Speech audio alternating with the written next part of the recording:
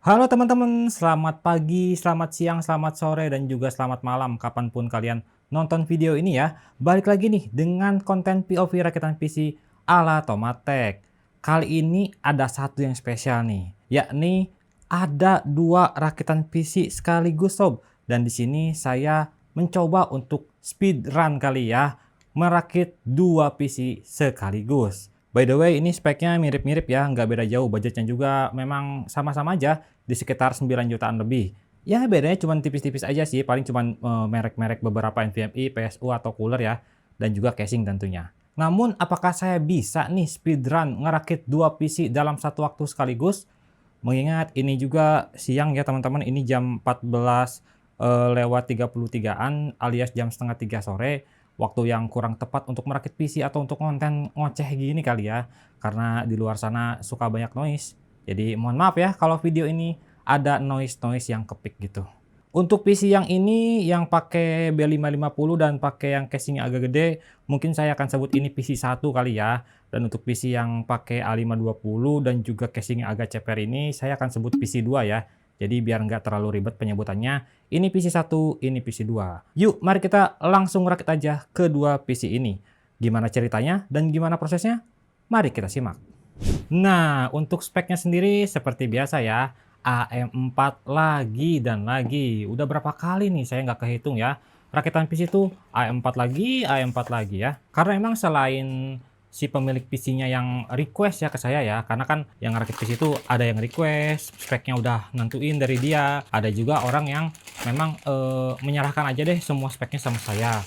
Nah, kebanyakan yang request itu mereka juga paham gitu kalau AM4 itu value-nya memang masih bagus banget gitu ya daripada si Intel LGA 1700. Walaupun nih ya, walaupun si pemilik PC-nya kayak request bukan request sorry. Walaupun si pemilik PC-nya kayak, "Bang, saya serahin aja deh rakitan PC-nya ke abang, saya soalnya nggak ngerti banget spek-speknya." Nah, walaupun si pemilik PC itu nggak ngerti banget soal spek, saya tetap pilihkan AM4 teman-teman.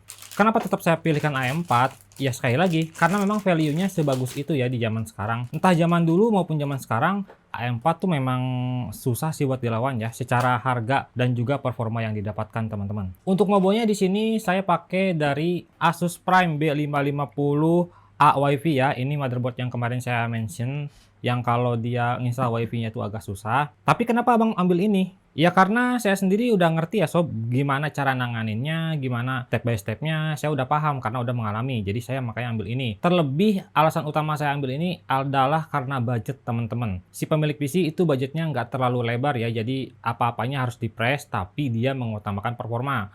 Makanya saya pilihkan B550M A WiFi dari Asus Prime. Karena memang spesifik si pemilik PC itu pengen motherboard yang ada WiFi-nya ya teman-teman.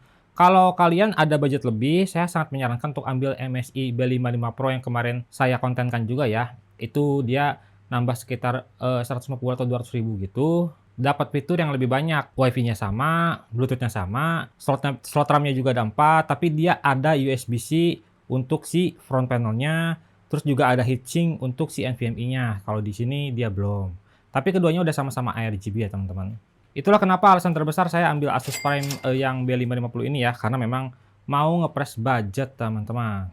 Lanjut untuk prosesornya ini juga sama ya kayak kemarin-kemarin. Ini rakitan sebenarnya memang bener-bener sama aja sih, persis kayak kemarin banget gitu ya. Pakai AM4, prosesornya di sini Ryzen 5 5500. Ya perbedaannya bener-bener minim banget. Paling perbedaannya juga di Mobo sama merek-merek kayak si coolernya beda, NVMe-nya beda, sama RAM-nya beda. Kayak gitu-gitu aja sih bedanya. Nggak terlalu banyak. Kalau untuk overall performa ya mereka akan sama aja. Untuk si prosesor ini juga sebenarnya sangat-sangat menarik di zaman sekarang teman-teman. Yang tadi saya mention kenapa saya nggak ambil Intel ya kan, atau misal ada subscriber yang mempercayakan speknya keseluruhan speknya maksudnya ya kepada saya, kenapa saya nggak pilih Intel?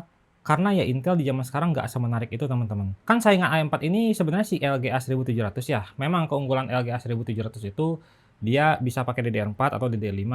Tapi kan prosesor termurahnya aja udah setara kayak Ryzen 5 5500 ini, si Intel Core i3 Gen 12. Nah, kalau kita kayaknya nggak masuk akal juga gitu ya, kalau kita misal ambil prosesor yang paling murah, tapi kita ngerakitnya DDR5. Ya kalau kita ngerakitnya DDR5 mah kan RAM-nya juga sama-sama mahal. Lagian juga kalau AM5 mending kita langsung ke LGA 1851 nggak sih? Atau nggak AM5 langsung ya kan? daripada LGA 1700, kayak nanggung aja. Terus mau ngepres budget di di DDR4 gitu, ngepres budget ya pakai LGA 1700. Itu juga gak masuk menurut saya karena pertama prosesornya itu udah mahal. Semurah-murahnya si Core i3 Gen 12 itu ada di sekitar 1,6, yang mana itu harganya sama kayak gini ya, saya kayak si Ryzen 5 5500. Dan overall performance-nya juga mereka kurang lebih sama, bahkan beberapa kasus si Ryzen 5 5500 ini bisa menang. Terlebih dia kan punya 6 core 12 thread teman-teman. Jadi menurut saya value si LGA 1700 tuh udah apa ya, udah memudar kali ya, udah nggak seganteng dulu. Apalagi spesifik kita ngomongin si Core i3 Gen 12-nya. Kalau misal yang Core i5 Gen 12-nya itu menurut saya masih oke-oke aja sih kalau kamu ambil. Misal kamu punya budget yang kurang lebihnya sama kayak gini, kamu pakai H610 ya, terus pakai Core i5 yang Gen 12, 12400F. Nah, itu monggo-monggo aja teman-teman. Menurut saya itu harganya masih masuk akal dan performa yang dikasih juga masih masuk akal daripada yang si Core i3-nya. Daripada kalian ambil Core i3, mending langsung i4 aja. Kalau mau kekeh pengen Intel, langsung aja ke Core i5 Gen 12-nya. Oke, itu cuman pendapat dari saya aja ya. Kalau kamu punya beda pendapat, monggo di komen aja. Nah, untuk RAM sebenarnya ini saya pakai yang ada dulu ya teman-teman, seperti biasanya. Karena saya mau ngejar tayang si konten ini upload. Nunggu RAM-nya lama banget ya kan. Ini satu-satunya komponen yang belum datang tuh RAM doang ya teman-teman. Ini saya pakai RAM dari yang kemarin saya pakai nih, yang punyanya DTG. Ini dari Silicon Power X Power Zenith ya. Saya pakai ini aja dulu untuk sementara. Selagi nunggu RAM yang aslinya datang. RAM aslinya ini dia pakai dari ini ya. Siapa namanya? Si Patriot Signature kalau nggak salah ya. Dia ambil yang sama kayak gini, 8x2 GB, 3200 MHz. Ya intinya untuk RAM sih standar aja ya. Nggak ada yang gimana-gimana spesial. Untuk Patriot itu juga saya dapatkan kalau nggak salah di sekitar 1,2 deh ya. Karena harga rata-rata RAM sekarang itu yang non RGB ya teman-teman, di sekitar 12 sampai 15 teman-teman. Kalau 15 ke atas biasanya itu yang RGB atau yang 3600 MHz. Kalau yang standar 3200 ya harganya di sekitar itu teman-teman. Jadi mohon maaf ya, sementara saya pakai RAM yang ada dulu, bukan RAM yang aslinya. Ya yang penting nyala aja dulu PC-nya. Karena kemungkinan RAM-nya sih kalau saya lihat besok nyampenya ya. Biar saya nggak terlalu lama nunggu dan si konten rakitan PC-nya juga bisa cepat upload. Saya pakai RAM yang ada aja dulu. Lanjut untuk NVMe, awalnya mau pakai 256, tapi di sini pakai 512 GB dari Hikshemi WaveP lagi teman-teman. Karena ini sih menurut saya yang paling murah yang bisa didapatkan untuk sekarang kali ya. Saya nggak tahu juga sih misal ada yang lebih murah daripada ini ya. Ya intinya untuk NVMe mah sekarang entah itu NVMe entah itu RAM ya, kebelakangin dulu spek deh. Yang penting mah kapasitas dulu teman-teman. Asli dah kalau zaman sekarang mah saya lebih mengutamakan kapasitas dulu daripada spek atau speednya dulu. Karena mau gimana pun sekencang-kencangnya speed ya kan percuma aja kalau kamu nggak bisa naruh banyak file. Memang lebih bagus lagi kalau misal speed kenceng, kapasitas juga gede, tapi kan harganya luar biasa mahal ya kan. Jadi daripada itu mending kita agak-agak ngorbanin spek ya, bukan yang jelek banget, ini yang standar aja, tapi agak-agak ngurangin spek, tapi yang penting kapasitasnya udah gede. Awalnya mau pakai 256 tapi katanya nanggung gitu ya, kata si pemilik PC, langsung aja deh gas 512 biar nggak terlalu pengap. Dan kalau Asus ini dia belum terpasang ya untuk dudukan NVMe-nya, jadi kita harus pasang manual teman-teman. Kalau si MSI kemarin dia udah plug and play, udah bisa langsung dipasang, plus dapat penutup ya alias heatsink NVMe-nya juga. Kalau nggak salah di sini deh, di sini apa bukan ya? Oke, ini benar di sini ya dudukannya. Terus kita masukin.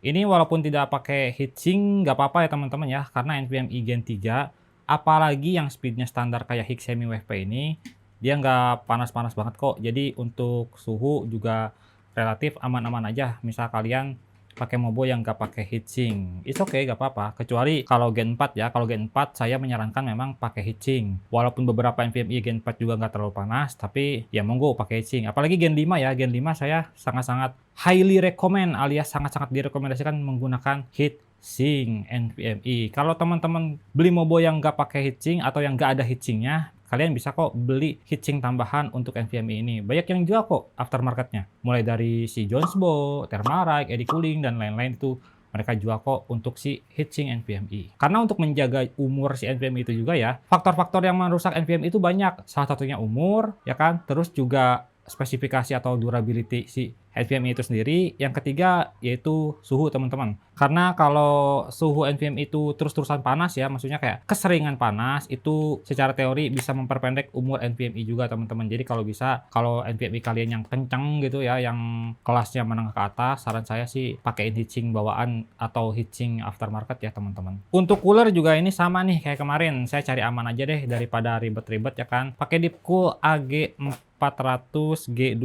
teman-teman. Ini heatsink atau cooler tower yang rendah ya, tingginya itu di sekitar 152, yang mana akan masuk ke rata-rata casing ya, entah casing yang gede ataupun yang kecil, dia bakalan masuk ke kebanyakan casing. Ini kok nyangkut gini sih. Oke, kita keluarin juga bracketnya dan kita singkirin dulu ini. Awalnya saya mau pakai Thermalec lagi, cuman kayaknya bosan aja gitu ya, dari dulu Thermalec lagi. Terus awalnya mau pilih juga Segotep ya, tapi kayaknya Segotep itu kan ARGB ya, karena di sini tema PC-nya mau full black gitu teman-teman. Alhasil dipilihlah si Deepcool ini. Ada juga sih sebenarnya PC cooler RT400, tapi dia sedikit lebih mahal daripada Deepcool yang ini. Ini ada di harga 250 ribuan teman-teman. Performanya bagus, fan-nya cukup silent, dan desainnya juga clean kok tuh, cakep menurut saya. Jadi udah cocok untuk PC-PC yang mau full E-rank. Tapi walaupun 250.000, dia pastanya masih model saus ya, sama kayak si PC cooler. PC cooler juga dia agak-agak kikir ya, maksudnya kayak kenapa nggak ngasih thermopasta yang model suntikan. Walaupun kita belum bisa judge juga ya, belum belum tahu kualitas thermopasta yang model saus dan yang model suntikan itu akan sama apa beda gitu kan, kita nggak tahu. Cuman kan kesannya aneh aja gitu ya, kesannya kayak murah banget gitu ya, ngasih thermopasta yang modelan saus gitu dibanding yang model suntikan kayak si Thermarai. Mungkin mainnya ke arah psikolog kali ya, jadi kita terkesan kayak barang murah banget gitu kalau misal thermopastanya yang model saus. Oke, kita cabut dulu ini bracketnya. Setelah itu kita pasang spacernya. Setelah terpasang spacer, mari kita apply dudukannya. Nah gitu, terus pasang baut. Pasang dulu keempat-empatnya ya, jangan dulu dikencengin biar posisi si besi bracketnya itu nggak geser-geser. Setelah terpasang semua, kita kencengin. Duh, saya juga nggak tahu nih ya, bisa kekejar atau enggak nih speedrun ini. Ya, saya usahakan videonya itu di bawah 1 jam lah ya. Walaupun aslinya ngerakitnya ini pasti saya yakin lebih dari 1 jam ya kan, udah pasti sih. Tapi saya usahakan ini videonya sih kurang dari 1 jam ya. Semoga aja bisa ya.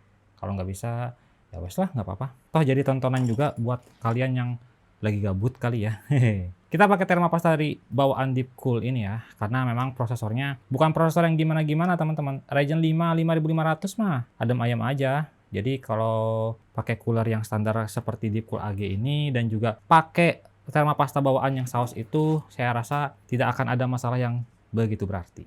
Oke, lanjut sisi satunya. Oke, udah kencang kah? Udah. Wah, udah masuk ke lubang bautnya, tinggal kita kencengin. Kiri kanan ya, jangan lupa, jangan kayak kiri-kiri terus kanan-kanan terus ya.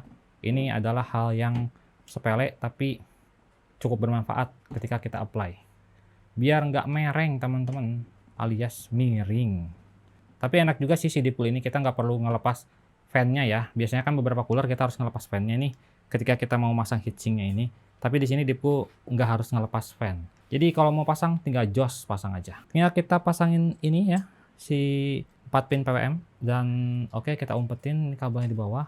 Dan beres teman-teman untuk si PC pertama ini ya. Pakai mobonya B550M Asus Prime ya kan, AYV, Ryzen 5 5500. RAM-nya ini nanti pakai Patriot yang signature 16GB 3200 mAh.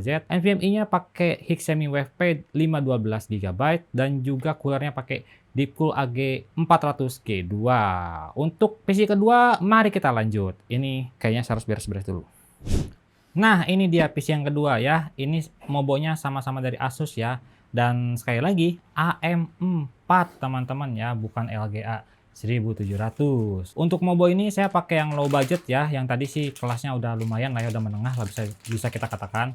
Kalau yang ini yang versi low budget, yaitu versi A520. Ini adalah alternatif kalau kamu nggak mau pakai B450 atau misal B450-nya sedikit lebih mahal ya. Karena A520 ini harganya memang di bawah si B450 teman-teman. Tapi dengan catatan, kalau kamu misal pakai prosesor yang 3000 series, 4000 series, 5000 series, nah itu nggak apa-apa pilih ini. Kalau kamu mau berencana pakai Ryzen 1000 series atau Ryzen 2000 series, itu nggak bisa teman-teman, pakai si A520 ini. Jadi memang alternatif buat kalian yang sudah pasti menggunakan prosesor 3000 series atau 5000 series, ya kan, pakailah A520M gitu ya. Nggak apa-apa, ini walaupun MOBO yang murah meriah, menurut saya sudah lebih dari cukup kok untuk fitur-fitur yang ada. Oh ini lupa dimasukin nih nota-notanya. Oke, kita lanjut lagi. Untuk MOBO ini juga sebenarnya nothing special ya, seperti yang saya bilang tadi, ini MOBO yang cukup-cukup aja gitu, asal nyala udah gitu, beres. Kita nggak bisa ngapa-ngapain lagi, kayak misal OC prosesor juga nggak bisa, paling SMP RAM doang ini yang bisa ya. Dan untuk A520 yang lain juga silahkan teman-teman ya, kamu mau ambil dari ASRock, mau ambil dari Gigabyte, MSI gitu, bebas teman-teman. Karena di sini kebetulan aja saya pakai yang PC pertama itu Asus ya, jadi Asus lagi deh, nggak apa-apa, biar samaan aja gitu. Nggak ada hal spesial sih kenapa saya pilih Asus Prime.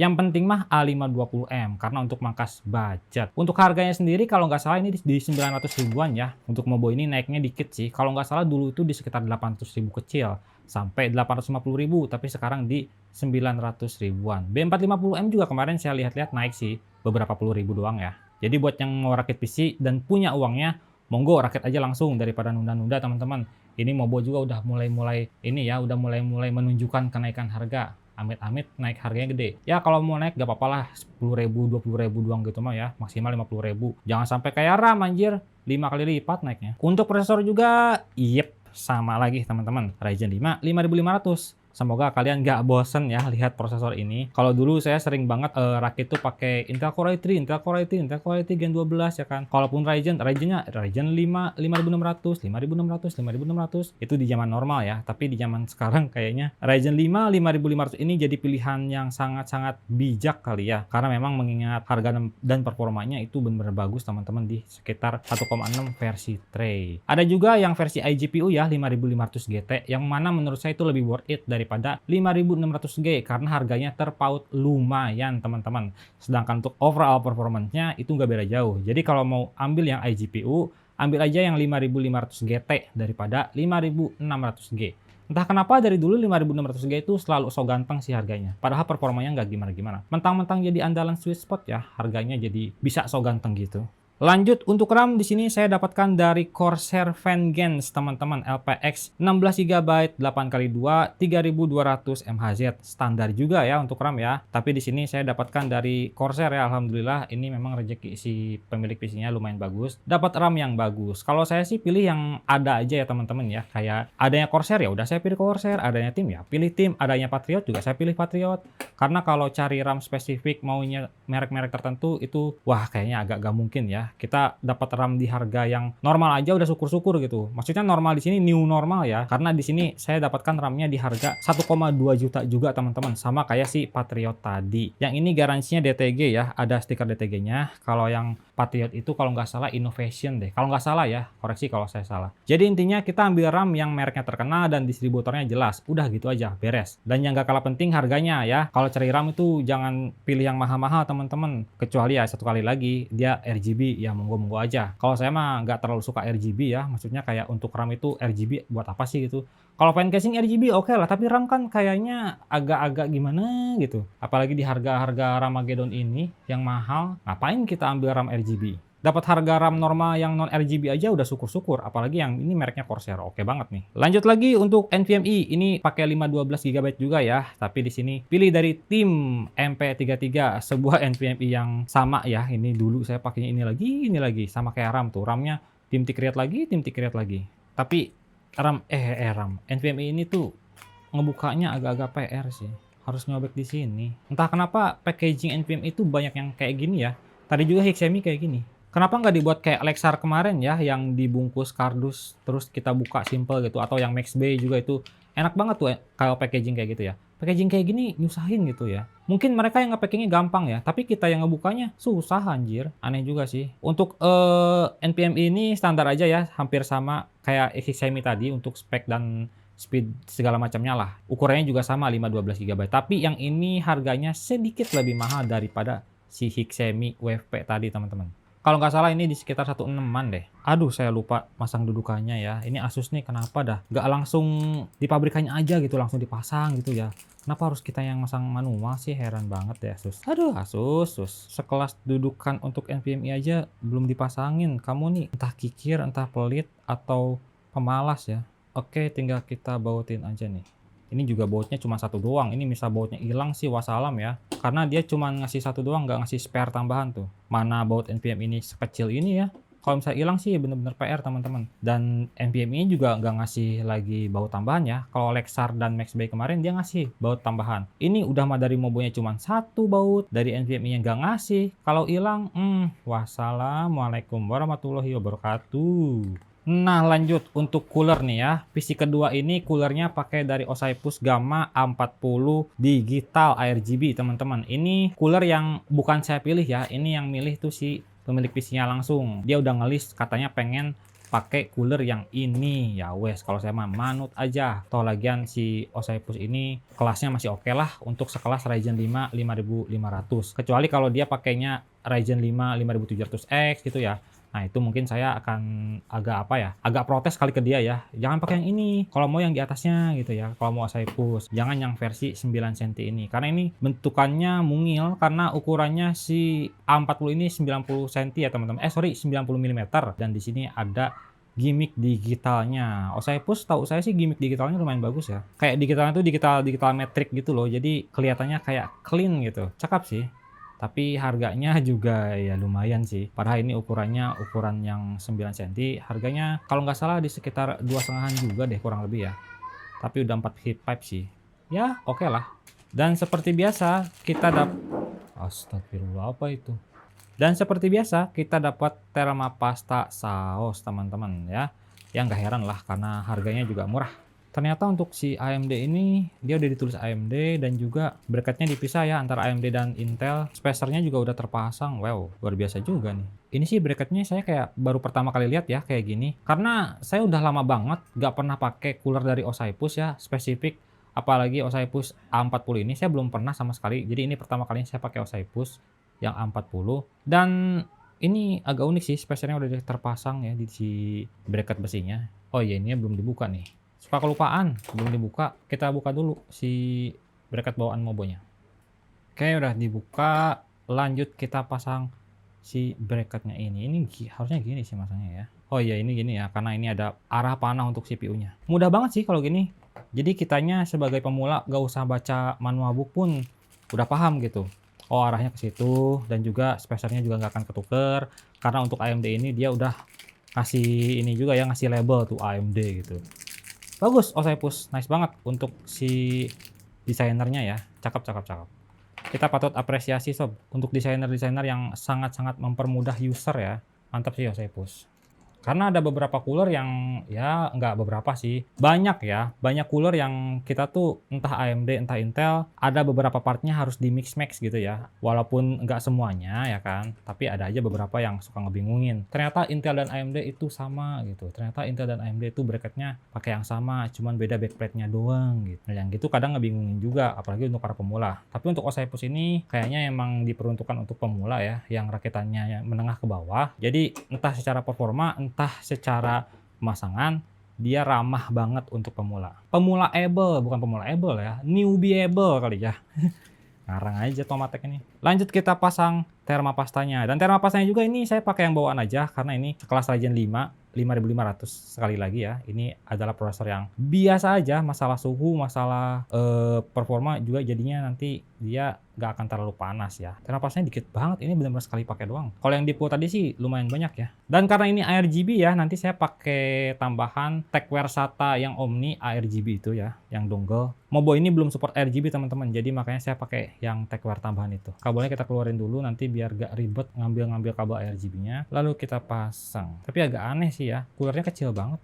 Sedangkan nanti casingnya itu lumayan gede. Saya juga heran sih kenapa si pemilik PC dia sukanya yang Olympus A40 ini. Kalau nggak salah yang gede itu namanya apa ya? Iota ya, bukan Gamma ya. Kalau ini kan yang Gamma ya, Olympus Gamma. Kalau yang gede itu namanya Iota deh kalau nggak salah. Tapi harganya udah 300.000 lebih dia yang ukurannya 12 cm itu. Kalau nggak salah saya dulu pernah pakai tuh di salah satu rakitan subscriber yang Olympus IOTA itu yang digital juga. Performanya sih biasa aja ya, tapi emang desainnya kalem dan juga si digitalnya cakep banget, beda dari yang lain gitu. Oke, untuk PC kedua juga ini udah beres kita rakit ya. Ini pakai Mobo dari Asus Prime A520, RAM-nya Corsair, prosesornya sama, Ryzen 5 5500, polos, tray ya. NVMe-nya pakai dari tim MP33 dan coolernya pakai dari Olympus Gamma A40 Digital ARGB. Setelah kita selesai assembling ya kan untuk si komponen-komponen utamanya, lanjut kita ke casing. Untuk casing PC pertama ini pakai dari andalan saya ya di harga 400.000 yaitu Olympus C50. Ini yang versi hitam ya teman-teman, sudah free 4 buah fan tapi sudah saya pasang ya. Di belakang 1, di depan 3 nih sudah saya pasang semuanya biar mempersingkat waktu. Kalau teman-teman beli casing ini dia posisi fan-nya itu belum terpasang ya, alias masih di dalam dusnya. Ini harganya di sekitar 420.000. Supportnya udah banyak teman-teman, bisa pakai Mobo M-ATX bahkan yang 4 slot RAM, pakai I/O water cooling juga bisa kalau nggak salah ya. VGA juga bisa yang panjang, CPU cooler bisa yang tinggi, kabel manajemen juga ruangannya enak banget. Jadi ini di harga 400 ribuan menurut saya udah oke banget. Dash filter juga lengkap ya, kecuali di depan belum ada. Front panel juga ini standar aja, belum ada USB Type-C, tapi USB Type-A-nya ada 3. Untuk ininya nih, yang saya suka nih, si tempered glass-nya teman-teman. Ini tempered glass-nya tebal banget teman-teman, di harga 400 ribu. Saya bisa berani jamin ya, ini si tempered glass yang paling tebal yang pernah saya coba atau yang pernah saya tes teman-teman. Misal ada casing lain yang di harga sama punya tempered glass setebal ini, kalian bolehlah info-info ke saya ya. Siapa tahu saya bisa pakai di rakitan PC subscriber atau nanti saya minta buat di review kan. Nih, tebal banget teman-teman tuh. Gila, berat juga ini. Kalau pecah sih ya nangis sih. Sayang banget nih. Ya terlebih si pemilik PC juga dia nggak gimana-gimana sih soal penampilan PC ya. Kata dia yang penting mah hitam aja. Spesifik dia mah mau pakai Mobo B550 ya. Dan juga kalau casing sih katanya terserah. Ya udah kalau terserah mah saya pilihin aja langsung Olympus C50. Udah kayak paket lengkap lah. Harganya murah, build quality-nya oke, di harga 400 ribuan, dapat 4 fan, dukungan bagus. Mau minta apa lagi coba? Kecuali untuk kalian yang mau RGB-RGB-an ya. Kalau si Olympus ini, misal kamu mau pakai fan yang RGB, silahkan beli yang non fan casing ya teman-teman ya, alias si Olympus ini juga ngejual versi non fan casingnya. Itu murah banget sih di harga 300.000 kecil, kalau nggak salah 320 deh. Menurut saya still worth it ya kalau misal kamu mau pakai Olympus C50 ini tanpa fan. Nggak apa-apa, silahkan aja karena kalau fan casing yang RGB itu masuknya udah selera aja. How do I live without the ones I love? Lanjut kita pasang back panelnya. Kalau casing yang bagus dan juga motherboard yang cukup bagus, ini masang back panelnya agak mudah ya teman-teman. Cuman cek doang beres gitu. Udah. Lanjut kita masukin motherboardnya. Oke. Oh iya saya lupa ini dudukannya belum dipasang lagi nih. Dudukan atau spacer untuk motherboard 4 slot RAM ya. Di sini satu, di sini satu. Lupa saya. Nah ini di sini kita pasang satu ya kan. Di bawahnya juga kita pasang satu lagi. Tinggal kita kencengin pakai obeng teman-teman ya. Kencengin si dudukan atau spacer ini bisa pakai obeng kok. Nah kalau dirasa udah gak muter lagi, udah satu lagi kencengin. Ini udah kenceng sih itu, udah longgar. Lanjut kita masukin lagi yang kedua kalinya ya kan. Sebelum itu biar kita nggak lupa lagi, ini ya slot PCIe ini ngarah ke slot mana nih? Ini dia ngarah ke slot nomor 2 ya teman-teman ya. Ini berarti slot nomor 2 dan nomor 3 kita akan lepas. Kita akan lepasin lagi mobonya untuk yang kedua kalinya. Biar apa? Biar safety ya teman-teman. Pas kita mau matahin slot PCIe-nya ini nggak kena motherboard. Karena ini sistem patahinnya patah permanen ya. Jadi kalau udah patah, kalau udah dilepas, dia nggak bisa dipasang lagi. Kecuali yang mahal-mahal, biasanya dia pakai mode baut atau yang reusable. Nah ini kita patahin satu, udah patah satu, dan patah dua. Oke, kita masukin untuk yang ketiga kalinya. Ini seharusnya udah final ya. Kita nggak lepas pasang lagi. Terakhir kita tinggal baut aja. Sorry kalau saya nggak banyak ngetek ya teman-teman, karena ini bener-bener rame banget di luar, bocil, lalu lalang ya kan, main layangan. Jadi mereka suaranya takut kepik ke video. Jadi saya akan skip ya kalau misal ada noise yang terlalu besar. Walaupun pakai noise canceller atau noise reduction ya kan, tetap kepik teman-teman. Nah, itu contohnya. Oke, untuk PC 1 kita sudah selesai pasangkan mobonya ya dan juga back panelnya. Sisanya untuk si power supply kali ya. Nah, untuk power supply di sini saya pakai Gamdias lagi ya teman-teman. Ini Gamdias Helios M2 650B. Sebenarnya pakai 550 juga gak apa-apa sih, tapi yang versi Gamdias M2 ini kalau nggak salah nggak ada versi 550-nya. Yang tersedia hanya 650, makanya saya pakai 650 watt. Karena 550 watt juga sebenarnya pas-pas aja sih, cukup-cukup aja ya kan. Tapi nggak apa-apa lah, namanya juga untuk investasi, siapa tahu mau upgrade VGA lagi ya kan ke depannya, atau upgrade CPU gitu. Setidaknya untuk PSU sudah ready. Terlebih ini DTG ya garansinya ya, distributornya dari DTG, ini ada stikernya. Dan untuk si Helios M2 ini kalau nggak salah dia sama kayak Endition ya teman-teman. Buat teman-teman yang tahu PSU Endition, ya kalian tahulah reputasi dan jejaknya seperti apa ya. Jadi harusnya si Helios M2 ini juga udah bagus punya. Kemarin juga saya beberapa kali pakai kok untuk si Helios M2 ini. Ini kalau nggak salah harganya ada di sekitar 700.000 710.000 gitu ya kalau nggak salah. Udah dapat 650 watt, ATX 3.1 80 plus bronze. Kabelnya sih memang belum yang emboss punya ya. Ini kabelnya masih standar. Tapi untuk spek udah lebih dari cukup. Dan ini saya nggak akan pasang dulu ya teman-teman, karena seperti yang kalian minta dari kemarin, untuk pemasangan kabel-kabel PSU maupun front panel katanya di skip aja biar cepet. Oke kalau gitu ya.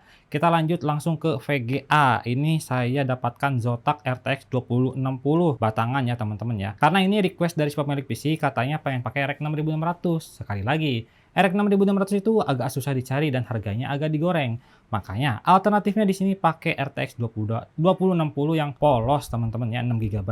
Ini saya dapatkan dari Zotac, kondisinya sih biasa banget ya. Korosinya juga sedikit kelihatan nih di sini nih, di hitching-hitchingnya ya. Untuk debu sih mini memang, tapi yang bikin oke tuh dia masih segel. Awal pembeliannya ini segel ya teman-teman, dari Asia Raya. Ini dari awal belum pernah dibongkar. Dan ini udah saya bongkar tadi banget ya, karena dia suhunya udah panas teman-teman. Suhunya ada di sekitar 85 derajat, itu bener-bener panas sih. Karena emang ini masih segel ya dari awal pembelian sampai hari ini gitu, belum pernah diripasta. Pas saya ripasta memang udah kering banget itu si pastanya ya. Alhasil saya repasta pakai Polartherm X10 dan hasilnya udah turun 14 derajat teman-teman ya. Ini di sekitar 71 derajat maksimalnya ya. Ini mantep banget. Bener-bener suhunya turun drastis ya, dari awalnya 85-an sampai ke 71. Untuk sisanya sih oke-oke aja ya, kondisinya ya masih layak lah untuk dipakai. RTX 2060 ini juga lebih boros daripada si RX 6600 ya teman-teman. Jadi makanya kalau kalian pakai PSU yang 450 watt kayaknya agak pas-pasan sih. Saran saya kalau mau pakai RTX 2060, PSU-nya yang 550 watt minimal ya. Bagusnya 650 watt kayak gini nih. Oke, untuk pemasangan PC1 ini akan saya skip aja ya teman-teman ya, karena emang ini niatnya mau speedrun ya kan. Semoga bisa ini sehari kelar ngerakit dan juga install-installnya. Jadi mari kita lanjut ke PC2. Ini dia PC kedua, pakai casing dari Gamdias Athena M4M teman-teman. Ini yang versi hitam ya, bukan yang versi wood ya, karena yang M4M ini ada dua versi. Pertama versi hitam kayak gini, ini ada list ARGB-nya. Kedua itu yang ininya versi wood alias kayu-kayuan. Ini casing pernah saya review juga teman-teman, dan saya dapat nilai positif sih dari casing ini. Harganya itu di sekitar 750 ribuan lebih mungkin ya untuk yang RGB ini. Dan uniknya adalah, ini info juga buat teman-teman yang berminat dengan casing ini. Kalau kalian nyari yang versi hitam RGB seperti ini, itu susah banget teman-teman, setidaknya untuk per video ini dibuat. Ini saya nanya ke 5 toko lebih ya kan. Yang versi black RGB itu semuanya kosong dan hampir semuanya menjawab hal yang sama. Ready-nya versi wood, bukan versi hitam ARGB. Entah kenapa yang versi hitam ini kayaknya lebih laku ya daripada yang wood. Tapi emang lebih cakep aja sih menurut saya, lebih clean dan ada pemanis ARGB-nya ya. Sekali lagi itu selera sih ya untuk masalah wood maupun ARGB. Tapi overall ini casing benar-benar bagus teman-teman di harga 750 ribuan. Saya benar-benar terkesima kali ya bahasanya. Saya benar-benar tertegun untuk harga dan fitur-fitur yang dikasih oleh si Gamdias M4M ini. Ini menurut saya casing 700 ribuan terbaik juga sih salah satunya ya. Mulai dari build quality, dukungan, terus desain dan juga pengalaman rakit, semuanya hampir positif teman-teman. Casingnya, sorry, fan casing ya. Fan casingnya juga dikasih 3, ini versi ARGB. Kalau yang versi wood, dia dikasih fan-nya itu yang non RGB teman-teman. Kalau yang ini, yang versi ARGB ya tentu dia dikasih yang versi ARGB juga untuk fan-nya. Spek fan-nya kurang lebih sama sih, beda di nyala-nyalanya doang. Dan ini kalau nggak salah model clip tuh kan. Iya, model clip ya. Tuh, mudah banget dibukanya. Ini casing bentuknya agak ceper ya, jadi nggak terlalu tinggi gitu, tapi dia memanjang ke depan. Jadi untuk fan-fan atau VGA yang fan-nya ada 3 gitu ya, atau maupun yang high class sekalipun ya, yang serinya tinggi-tinggi, bakal bisa teman-teman, bakal semuanya bisa masuk. Udah dikasih GPU holder juga nih di sini. Udah jadi standar. Casing-casing menengah zaman sekarang gitu sih. Udah kasih fitur-fitur yang hampir lengkap ya di semua segmen. Dash filter juga ini lengkap nih. Di depan ada, di bawah ada, di atas juga ada. PSU-nya di tempatnya di sini ya teman-teman ya. Jadi PSU-nya bukan lagi di belakang Mobo ataupun di bawah di sini ya. Di bawah Mobo gitu. Enggak, tapi ini di samping Mobo. Untuk Mobo MATX yang pas load RAM juga aman ya. Dia nggak akan bablas ke sini.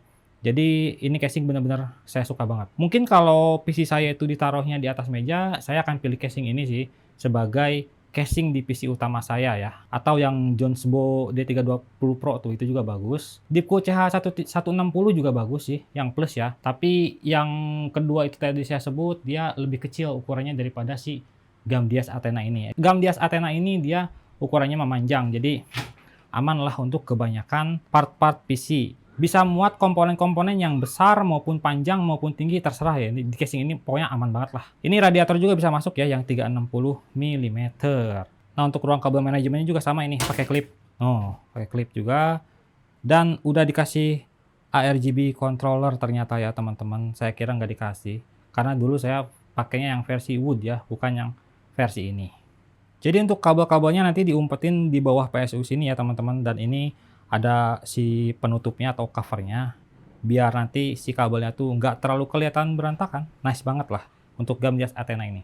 Yang saya suka dari Gamdias Athena ini, dia harganya ya terjangkau lah gitu ya, di 800 ke bawah, karena ada juga si Pantex XT3 kalau nggak salah ya, itu juga dia mirip-mirip desainnya. Tapi kalau nggak salah juga dia itu nggak ngasih fan casing teman-teman. Kalau si Gamdias ini kualitas fan casingnya juga udah bagus, bukan yang ala kadarnya. Jadi udah free 3, tinggal nambah di atas 3 atau mau pakai IO radiator, monggo ya kan. Ada juga yang lebih murah. Punya desain yang kurang lebih sama, tapi build quality-nya sedikit di bawahnya dan juga pengalaman rakitnya biasa aja, nggak sespesial ini, yaitu si Formula Airmesh G6 Pro, teman-teman. Itu di 500 ribuan lebih kalau nggak salah ya. Itu juga punya desain yang sama kayak si Gamdias ini, tapi saya overall tetap sih sukanya si Gamdias ini. Mulai dari build quality, bonus, dan juga pengalaman rakit itu menyenangkan sih di casing ini. Jadi lanjut yuk kita pasang Mobo-nya. Pertama back panel dulu seperti biasa, tapi kita harus agak singkirin dulu nih si kabel-kabel fan casing, karena fan-nya udah terpasang dari awal ya. Enak banget tuh. Masangnya gitu doang. Kalau casing yang bagus tuh biasanya gitu. Truk-truk beres, mantap. Tapi kalau casing yang susah, wah terus aja bergelut di situ sampai berdarah ya. Lanjut lagi kita pasangin juga ya si Mobo-nya ini, karena ini Mobo-nya bukan pas slot RAM, jadi kita nggak perlu pakai spacer tambahan ya teman-teman, nggak usah. Kita langsung aja pasang di sini. Dan untuk si slot PCIe-nya juga kita nggak perlu khawatir ya teman-teman. Ini kan ngarahnya ke slot 1 nih, jadi kita akan buka slot 1 dan slot 2 karena si Gamdias Athena ini dia penutup PCIe slotnya itu sudah yang reusable tuh ya, pakai baut teman-teman. Gak usah patah-patahin lagi kayak tadi. Jadi misal kamu udah kepasang Mobo pun gak apa-apa, aman-aman aja kok. Jadi santuy. Tapi ada satu yang gak santuy sih. Ada aja yang kelupaan ya. Kita udah pasangin Mobo ke dalam ya, walaupun belum dibaut. Dan saya lupa, ternyata baut-bautannya belum dilepas. Alias si plastik ini. Aduh, kenapa bisa lupa ya? Fake lapar ini. Padahal masih siang loh. Nah ini kita wajib lepas dulu ya, biar kita bisa ambil baut-bautan yang di dalam. Lanjut lagi kita pasangin Mobo-nya ya. Setelah kita ambil baut-bautnya, lanjutlah. Oke, tinggal kita baut ya kan. Untuk yang ini kayaknya bakal agak lebih ribet ya, karena ada fan ARGB-nya. Kalau yang tadi kan nggak ada fan ARGB-nya.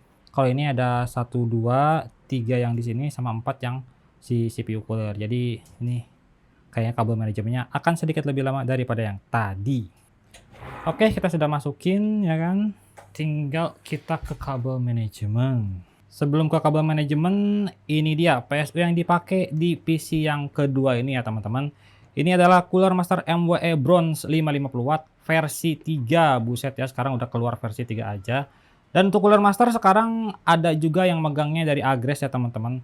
Karena emang setahu saya Agres tuh udah mulai banyak ya mengakuisisi atau jadi distributor beberapa brand ya. Untuk PC ini saya pilihkan Cooler Master karena emang mau coba aja sih, terlebih juga Cooler Master kan salah satu pemain lama juga ya teman-teman ya. Jadi harusnya untuk kualitas jeroan udah bagus punya.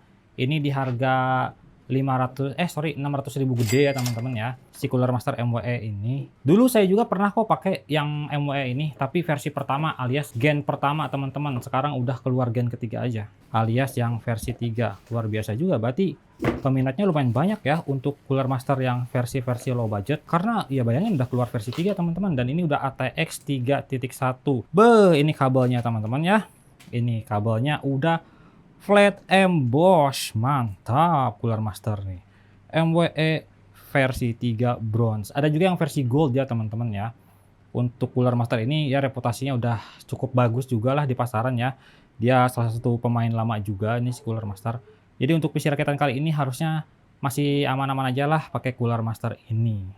PSU-nya udah pakai 550 watt yang bronze, dan VGA-nya ini pakai dari Radeon. Tebak ini apa? Coba, ayo. Ini adalah Radeon RX 6600 XT, teman-teman. Dan ini dia dapat RX 6600 XT di harga sekitar 2223, teman-teman. Emang ini sesuai request sih ya, kata si pemilik PC-nya. Dia pengen banget pakai RX 6600 atau yang XT, tapi ya budgetnya cuman segitu-gitu aja. Saya pahitin dari awal. Kayaknya 6600 itu susah dicari deh. Sepengalaman saya di PC rakitan sebelumnya, itu RX 6600 tuh harganya digoreng. Stoknya juga jarang di pasaran. Jadi sekalinya ada yang jual tuh so ganteng gitulah, harganya 2,5 lebih lah. Tapi tetap aja si pemilik PC pengen utamain RX 6600. Saya bilang ya, kalau gak nemu gak apa-apa ya pakai RTX 2060, gak apa-apa kata dia. Alhasil bener ketemu 6600 XT. Ini memang bener-bener rezeki si pemilik PC-nya sih ya. Ini saya dapat dari Power Color ya teman-teman. Untuk Power Color ini desain antara 6000 series dan juga 5000 series. Itu kayak hampir gak beda jauh ya. Dan juga untuk RX 6600 XT atau yang polos juga salah satu VGA yang cukup irit daya ya. Jadi harusnya 550 watt ini udah lebih dari cukup lah. Untuk kondisinya sendiri juga ini so far so good lah ya. Untuk debu-debunya tipis banget. Korosinya sih saya lihat secara kasat mata hampir gak kelihatan ya. Walaupun mungkin ada titik-titik kecil banget. Ya wajar lah, ini sekelas GPU second masih layak pakai aja. Debu-debunya juga ini minim banget sih. Kayaknya memang rajin dibersihin. Ya untuk performanya juga ini sedikit di atasnya si RTX 2060 ya. Nggak jomplang banget tapi lumayan aja untuk performa gaming. Untuk gaming pilih Radeon teman-teman ya. Utamakan ya, bukan kewajiban tapi utamakan. Kalau kamu fokusnya gaming, utamakan Radeon seperti ini.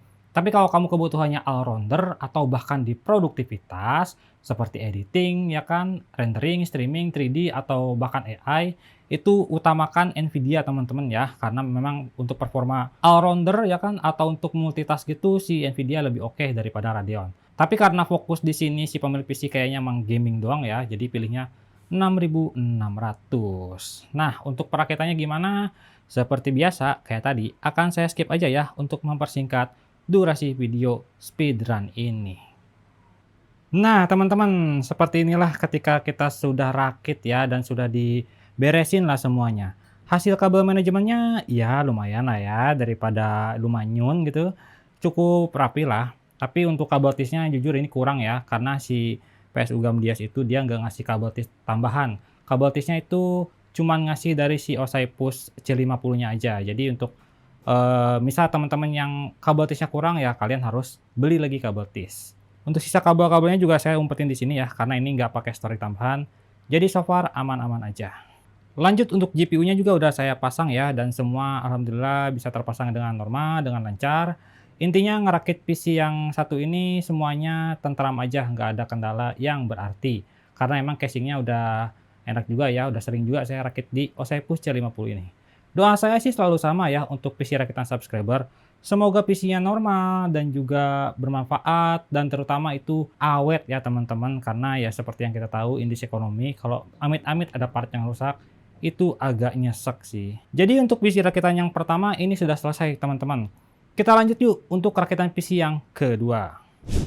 Baiklah, selesai ini rakit untuk PC yang kedua ya. Hasilnya sih enak-enak aja ya ngerakitnya di sini, seperti yang saya bilang tadi.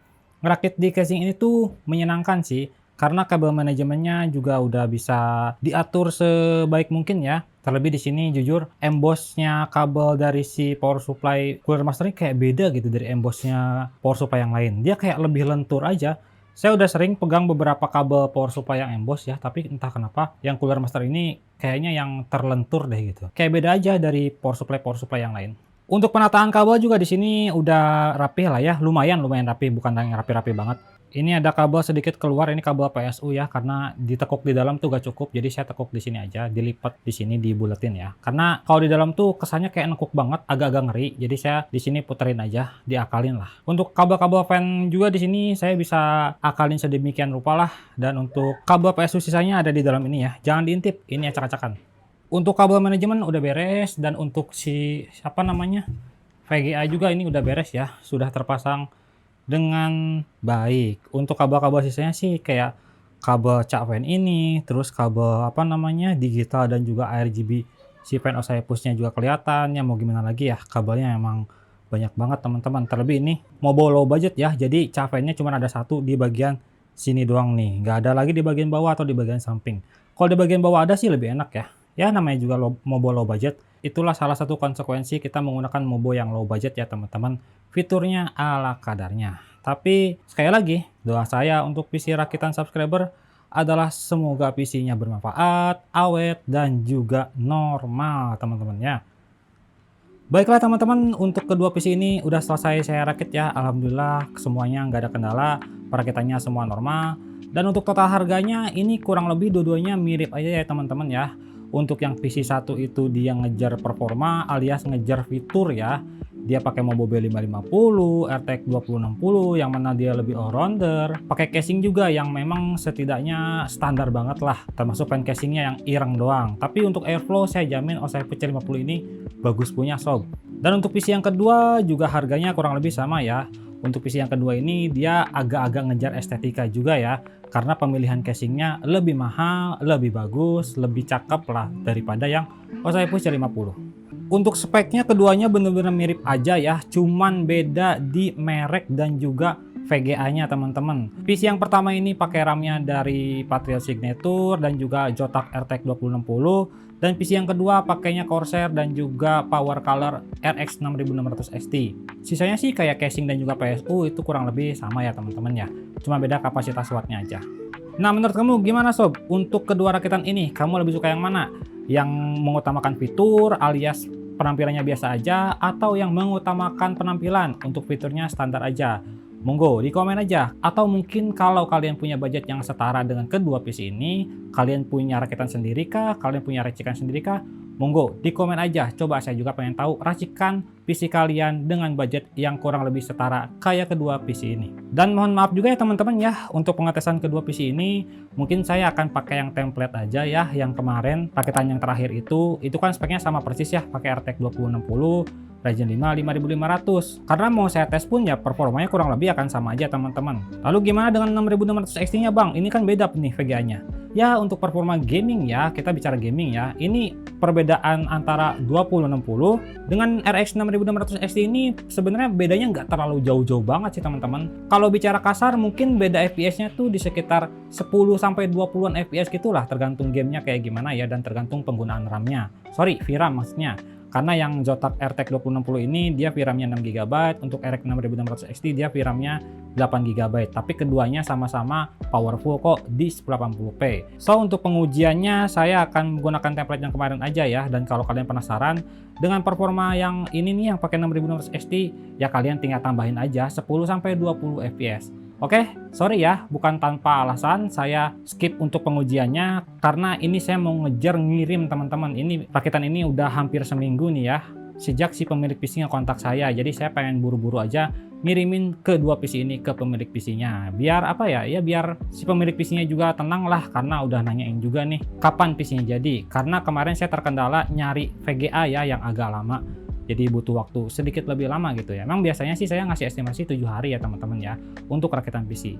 Jadi untuk pengujiannya saya akan gunakan video pengujian yang kemarin.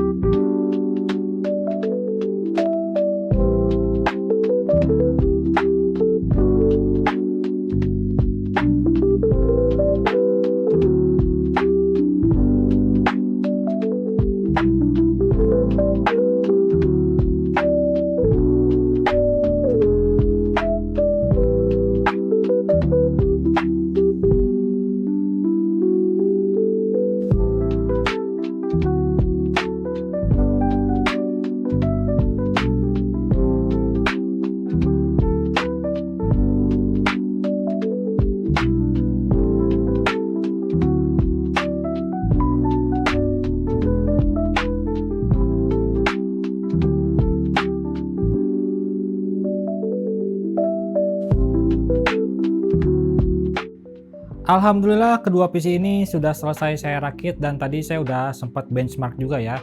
Sorry cuman di benchmark doang, kalau gamingnya nanti butuh waktu lama lagi ya, jadi saya nggak tes gaming. Dan semuanya bisa lolos lancar, termasuk suhunya juga masih aman ya.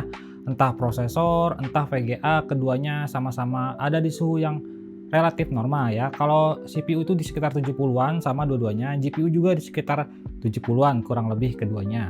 Jadi untuk performa maupun suhu dua-duanya aman sentosa teman-teman. Dan ternyata untuk yang casing ini tuh ARGB-nya di belakang doang teman-teman ya. Kalau yang di depan ini dia nggak ARGB. Saya baru ngeh juga ternyata pas dinyalain, lah kok ARGB-nya cuma di belakang doang. Sebagai imbalannya ya di sini kita dikasih list ARGB ya untuk LED strip di bagian bawah depannya ini. Kalau ini sih ya udah full ireng aja gini. Dia nggak ada nyala-nyala sama sekali kecuali nyala NVMe-nya kedip-kedip ya. Untuk performa keduanya mirip-mirip, untuk harga juga sama mirip-mirip. Tapi kalian prefer yang mana teman-teman? Apakah PC 1 yang mengutamakan spesifikasi dan juga fitur-fitur tambahan seperti mobonya yang sudah up to date, sudah WiFi ya kan? Atau kalian lebih suka yang PC kedua? Di mana dia spek dan fiturnya itu sama aja sebenarnya, tapi lebih ke kelas standar aja ala kadarnya, namun dengan tampilan yang lumayan lebih cakep lagi, ditambah bling-bling ARGB ya. Ini bisa dikontrol lewat tombol restart yang ada di depan. Ini modenya banyak banget teman-teman, jadi bener-bener kayak nggak ngebosenin lah. Untuk orang yang low profile udah pasti pilih yang PC 1 ya, dia simple gitu aja, tapi performanya jos, fiturnya juga ada bonus-bonusnya ya kan. Tapi untuk orang-orang yang mungkin rela ya keluar duit sedikit lebih banyak lagi untuk estetika seperti ini, ada juga sih pastinya ya. Monggo silahkan tiru yang ini teman-teman. Tapi kira-kira kalau kita cek komentar, banyak orang yang pilih PC 1 atau PC 2 ya? Menarik, nanti saya cek. Nah, buat teman-teman yang mau rakit PC di Tomatek, monggo ya teman-teman, saya membuka jasa rakit PC maupun konsultasi. Kalau konsultasinya gratis, kalau jasa rakit PC-nya itu 250.000. Yang mau atau yang berminat silahkan chat aja di bawah teman-teman.